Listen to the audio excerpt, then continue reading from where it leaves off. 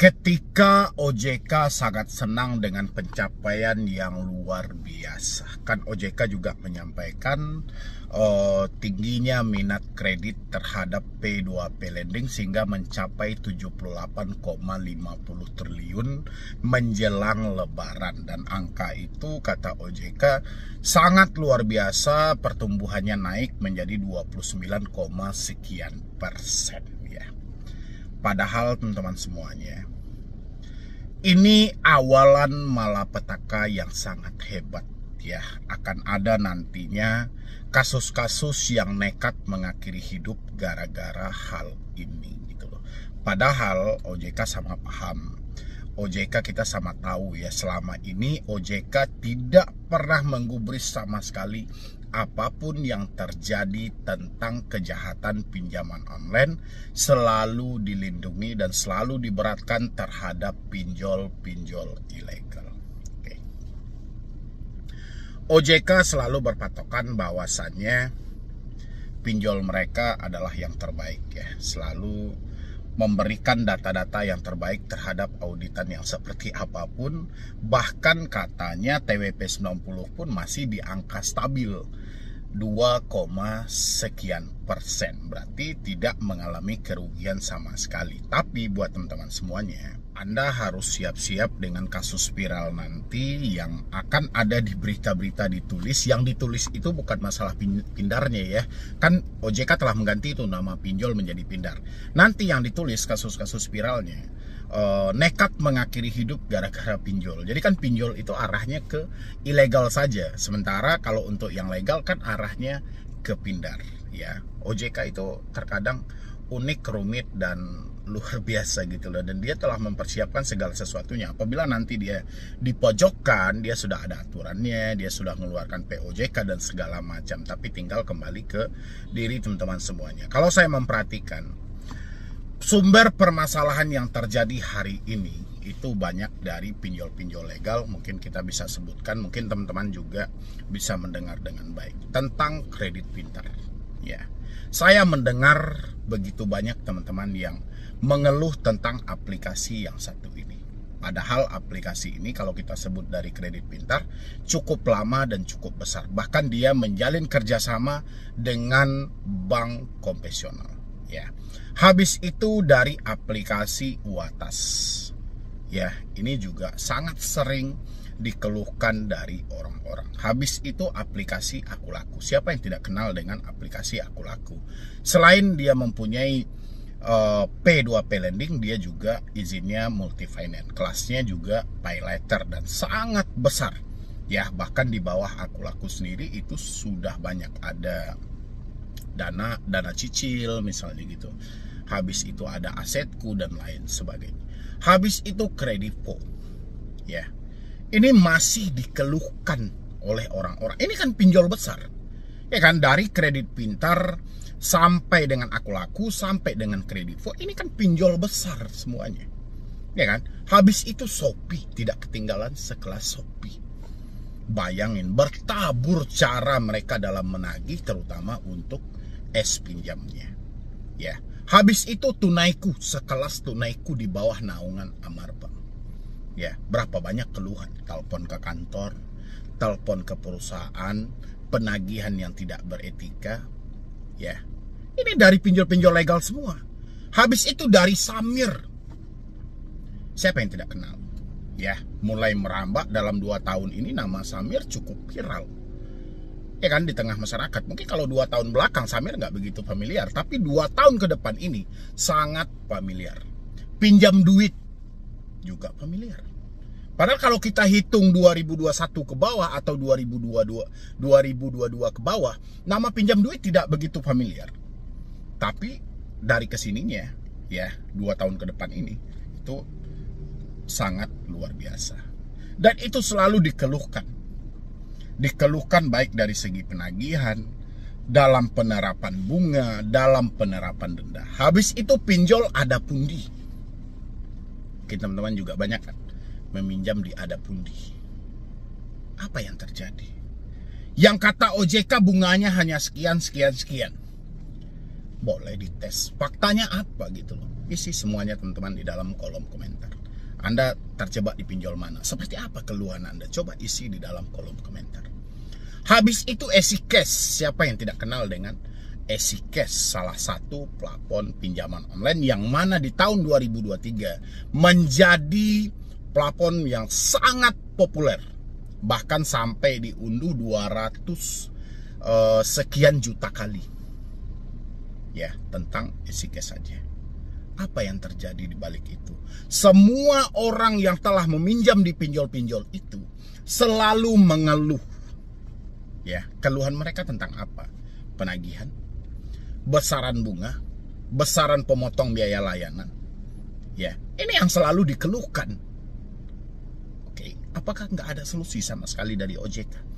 OJK menyampaikan sedemikian rupa, OJK nomor 19 telah mengatur dalam segi bunga, besaran denda, seperti apa penyaluran dananya, tentang penggunaan kontak darurat diatur juga di sana.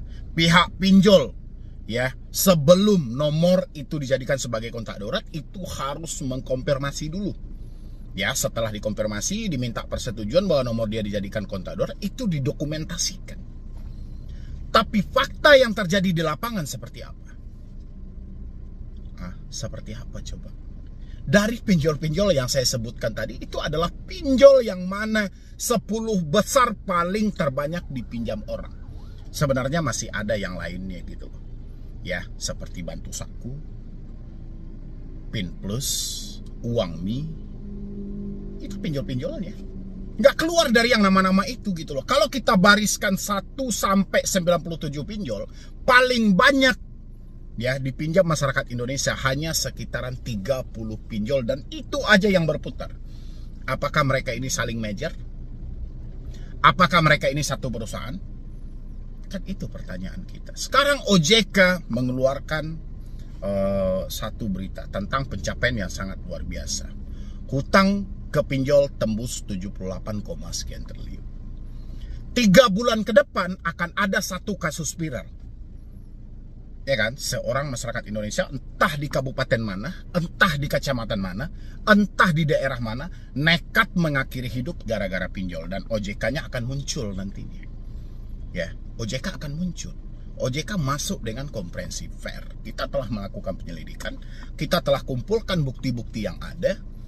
Wah, pinjol yang dilaporkan itu bukan di bawah naungan kami. Yang dia pinjam itu ilegal. Kalau pindar kami mana mungkin? Karena telah diatur.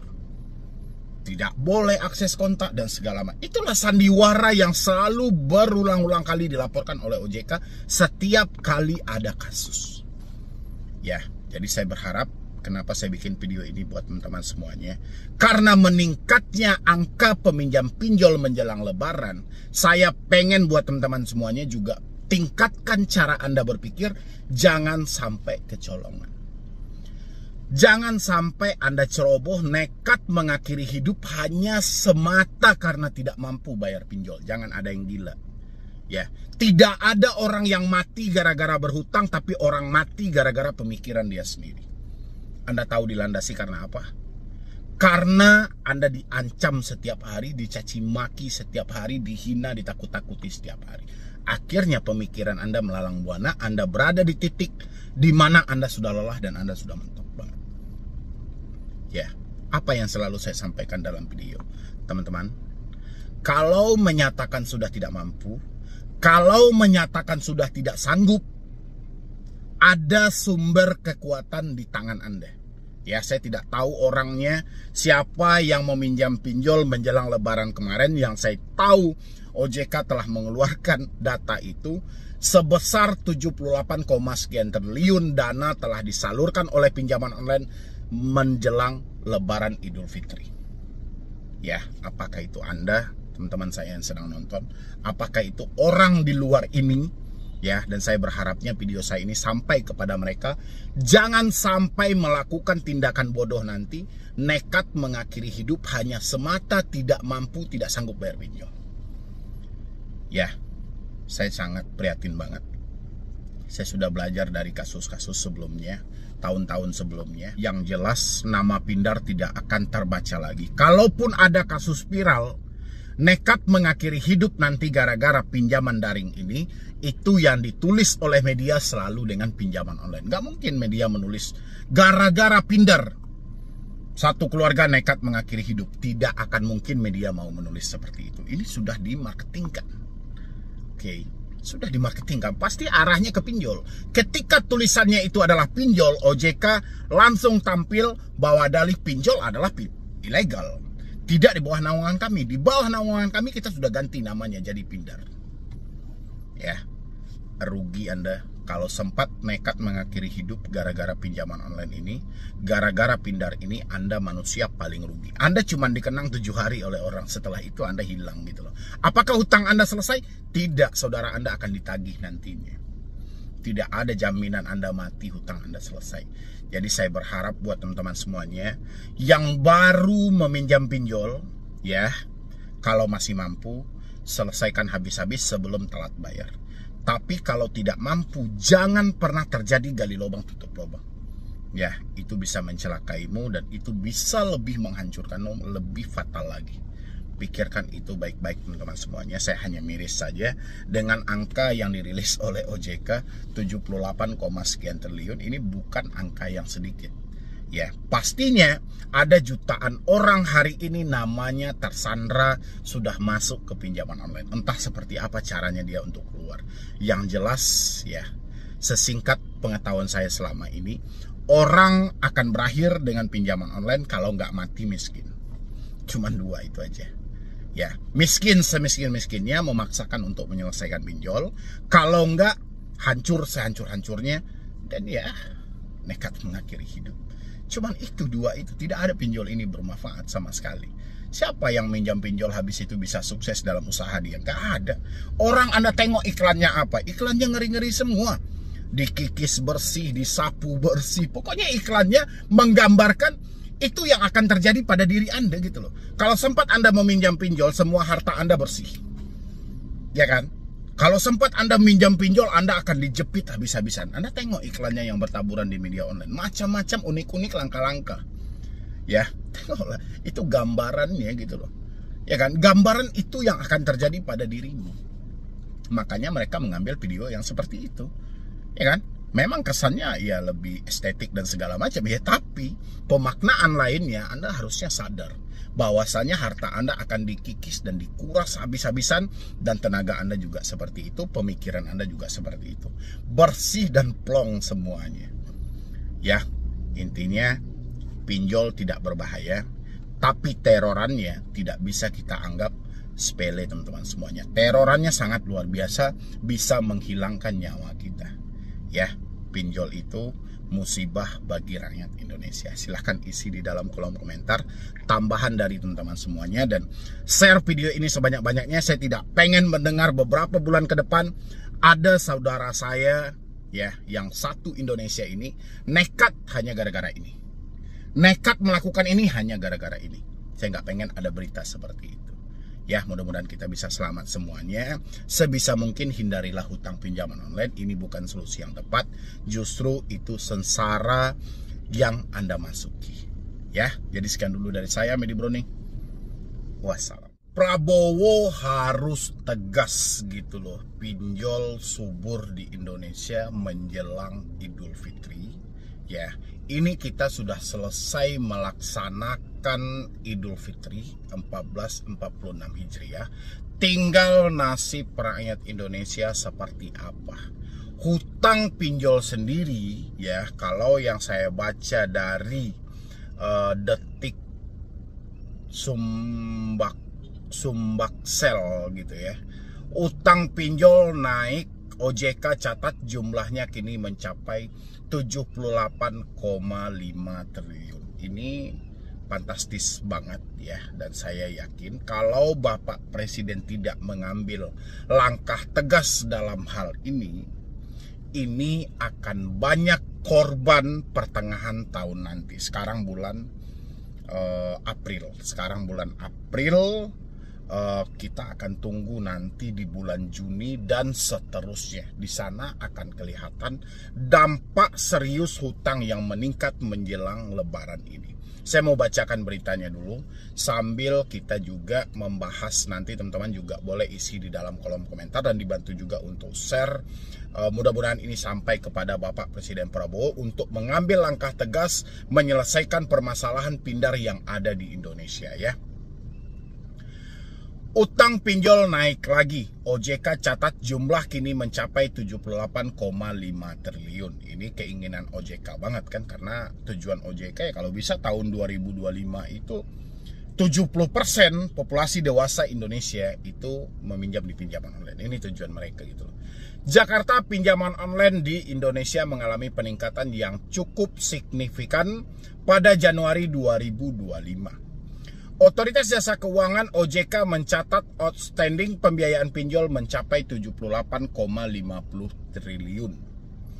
Dilansir dari Detik Finance, jumlah pinjol tersebut meningkat 29,94% dibandingkan bulan sebelumnya. Saya stop dulu di sini.